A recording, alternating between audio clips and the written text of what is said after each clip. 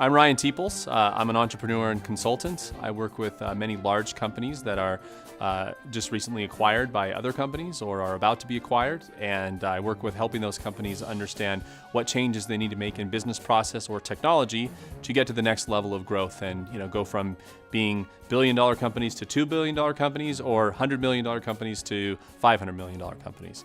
And that involves a little bit of business process change and cultural change, as well as technological change and understanding how to properly use data in a business. Sounds kind of boring, but in my presentation, I try to make it exciting. We focus on things you can do now to be prepared to be in an organization like that, how you could be prepared to be an employee of an organization like that, or better yet, how you can take those skill sets and apply them to being an entrepreneur if you plan to start your own business in the short term. In the presentation, we focus on things that you can do right now, literally how you can be using systems that an enterprise company would use, how you can use them for yourself, either as a real entrepreneur or even, as I call it, a fake entrepreneur. Setting up a fake business, you can still use all of the same tools at low cost or free that an enterprise would use, whether it's a CRM system or building a website or putting together online marketing and digital marketing campaigns. You can do all of those things, and we kind of explain how you can use the skill sets that you gain from those tools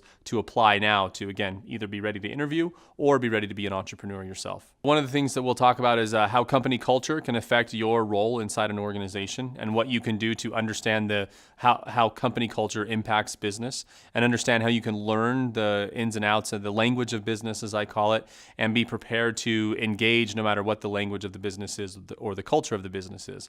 And part of that is just being immersed in business in general. So we talk about some things that you can do to begin putting yourself in the mode of someone who's in business, even though you may still be a student, hoping at this point for that first job out of school. Business is like learning a language. And in school, you learn the basics. You learn how to say, hello and goodbye and the very basics. But when it comes to speaking an actual language, you don't learn until you begin to apply it.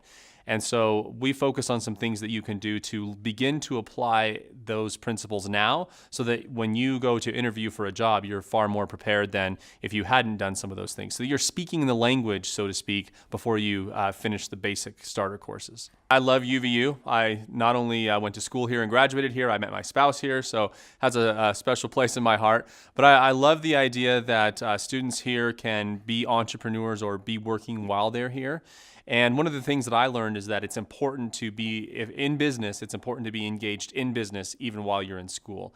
I think no matter how heavy a class load you take or how hard school is for you, you can find time to work. And whether it's part-time working for yourself or it's working in a corporation full-time and going to school at night, I encourage students to find a way to work, even if it's just doing customer service or sales. Those opportunities are invaluable in learning and understanding how organizations and business works when it comes time to get your first real job, quote unquote, out of school.